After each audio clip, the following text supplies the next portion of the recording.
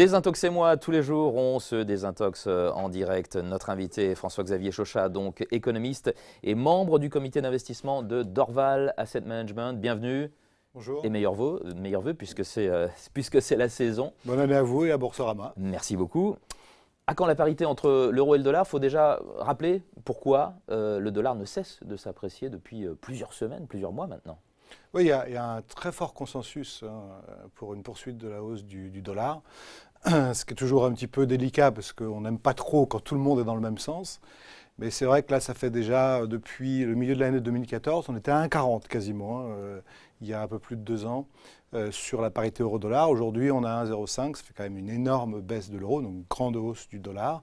Les éléments sont bien connus, l'économie américaine est en avance dans le cycle, très en avance, et l'écart entre le cycle américain et le cycle européen est le plus grand de l'histoire moderne, parce qu'il y a eu la crise de l'euro qui a créé une deuxième récession en Europe, et donc il y a un écart entre le taux de chômage aux États-Unis et le taux de chômage en Europe qui est record. Cet écart conjoncturel crée un écart de taux d'intérêt qui crée cette attirance, cette attractivité du dollar aujourd'hui. Mais pendant très longtemps, on a été autour de 1,15 oui, entre l'euro et le dollar. Et il y a eu un net décrochage de l'euro, une forte hausse du dollar, qui a coïncidé avec l'arrivée de Donald Trump quand même, enfin sa victoire en tout cas. Alors le vrai décrochage, le grand décrochage, c'est le quantitative easing, l'assouplissement quantitatif de la BCE fin 2014, début 2015. C'est là où on a le plus grand mouvement. Trump arrive. On est parti de combien pour arriver à 1,15 ? On était au-dessus de 1,20, on est arrivé à 1,05 en quelques semaines. Et ensuite, il y a eu une stabilisation, on est resté entre 1,05 et 1,15. Là, il y a un nouveau accès de force du dollar, avec cette faiblesse de l'euro, qui est dû effectivement à l'arrivée de Trump. Et là, ça s'explique quand même très bien. Parce que ce qui est promis par l'administration Trump, c'est un coup d'accélérateur sur l'économie américaine à travers une politique budgétaire expansionniste. Et ce serait le seul grand pays à produire cette politique budgétaire expansionniste, avec comme corollaire, puisque les États-Unis sont proches du plein emploi, une hausse assez significative, graduelle certes, mais significative des taux d'intérêt à court terme par la Réserve fédérale américaine. Qui remonterait ces taux oui, 2 ou 3 fois l'année prochaine, cette année plutôt, 2-3 fois, peut-être même 4. Ah oui. Et donc, c'est déjà bien sûr ce que le marché anticipe. Si vous regardez les différentiels de taux à long terme, entre les États-Unis et l'Allemagne, ils sont aujourd'hui autour de 2%. C'est le plus gros différentiel de taux à long terme depuis la fin des années 80, depuis plus de 30 ans.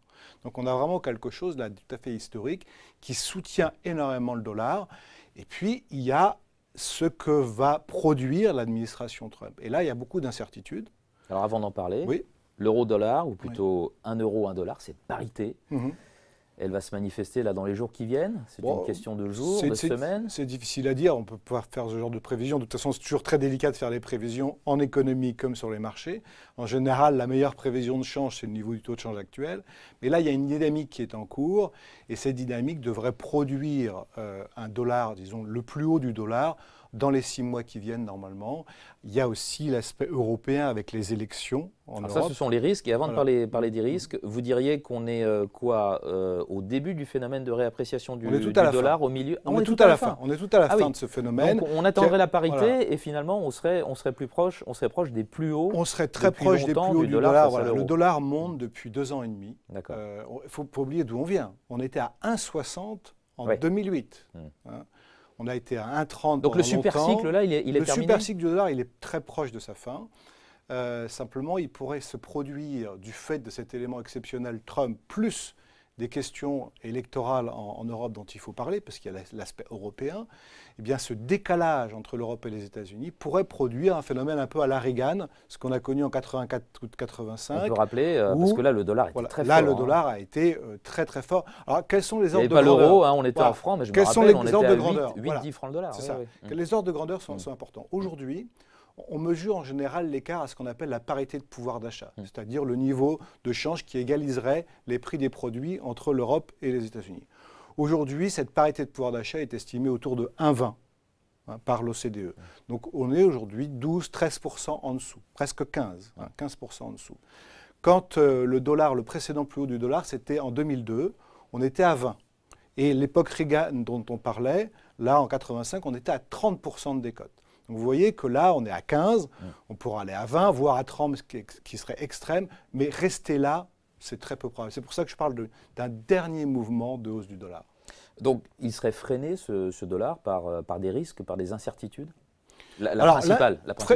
Freiner, je ne sais pas, mais il y a des incertitudes dans le scénario qui sont la qualité de ce que va délivrer l'administration Trump.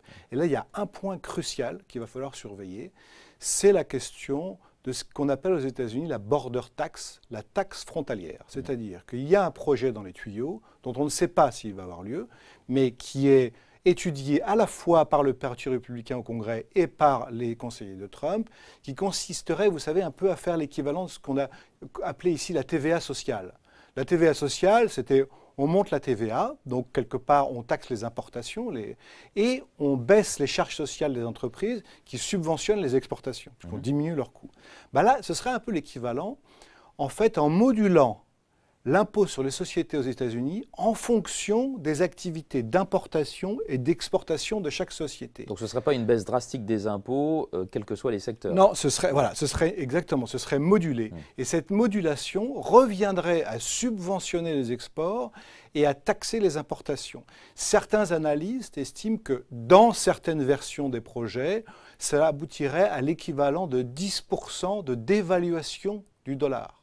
Ça produirait l'équivalent. Alors si on a l'équivalent d'une dévaluation de 10% du dollar, ça laisse plus de place au dollar pour monter sur le marché d'échange. En fait. Très bien. Ce dollar qui monte, donc cet euro qui baisse, c'est plutôt bon pour les marchés actions européens. Oui. Ils vont opérer un certain rattrapage en 2017 par rapport à Wall Street qui est des plus hauts historiques, vous pensez? Vous avez employé le mot qui convient. L'intérêt principal pour investir dans les marchés actions en Europe, c'est la question du rattrapage. Pourquoi? Parce que c'est en Europe qu'il y a le plus de place pour l'économie et les bénéfices des entreprises pour croître sans inflation, sans hausse des salaires. C'est vraiment en Europe. Bon, pourquoi? Parce qu'on a accumulé... Il y aura un petit peu d'inflation quand même. Un tout petit peu. C'est pour ça qu'on a besoin venant des États-Unis. C'est pour ça qu'on a besoin aussi d'un dollar fort, d'un euro faible. Parce que si l'euro se mettait à monter alors qu'on n'a toujours absolument pas le niveau de chômage qui stabiliserait même simplement les salaires, ce serait une catastrophe. Donc il nous faut un euro très faible. Mais c'est justement l'intérêt de l'Europe, c'est qu'on a une décote énorme aujourd'hui, à peu près qu'on estime chez Dorval Asset Management à peu près 15% en termes de valorisation par rapport à Wall Street. Et cette décote, quelle est sa nature? Aujourd'hui, elle est beaucoup moins économique parce qu'il y a une confiance qui est revenue sur la zone euro que politique. Et pour que ce rattrapage, cette idée de rattrapage se matérialise sur les marchés actions européens, il faut gravir le mur des inquiétudes politiques qui est devant nous d'ici le milieu de l'année. Et il y en a beaucoup. Cela dit, vous êtes optimiste sur le niveau du CAC en 2017, je crois. Que dites-vous chez Dorval AM? Vous le voyez à quel niveau ce CAC 40? Nous, on ne fait pas de prévision sur le CAC, mais on pense qu'on a aujourd'hui, par rapport à Wall Street, en admettant que Wall Street se stabilise à hauteur des niveaux actuels, il y a à peu près 15% à faire. Alors, donc si vous traduisez ça en CAC, voilà, ça ferait autour de 5004, 5005, mais on n'est pas une société qui investit dans des indices. Donc nous, ce qui nous intéresse beaucoup plus, c'est le potentiel des sociétés, en particulier européennes, qui vont être le plus sensibles à ce rattrapage économique et aussi à la faiblesse du dollar. En quelques mots, les cycliques ont déjà bien progressé? Les cycliques, bien sûr, c'est les financières. Elles vont continuer de bien performer, oui. Tout à fait, les financières, c'est l'approfondissement des thèmes cycliques, par exemple dans les valeurs de construction, puisqu'il va y avoir, avec la baisse des taux d'intérêt, avec la fin de l'austérité budgétaire, on voit, et c'est très récent, ce sont des cycles très longs, les cycles de construction, qui durent plusieurs années, et ça fait 6 mois que les entreprises de la construction en Europe donnent des signaux très clairs de hausse des commandes. Donc là, vous avez toute une série de secteurs qui ne sont pas nécessairement les plus cycliques comme ça auxquels on pense, mais la construction, les services informatiques, les services aux entreprises, tout ça, ce sont des secteurs qui vont énormément bénéficier de l'installation de la reprise en Europe. Parfait, merci pour cette analyse, merci pour cet éclairage. François-Xavier Chauchat, économiste et membre du comité d'investissement de Dorval Asset Management. À bientôt. À bientôt.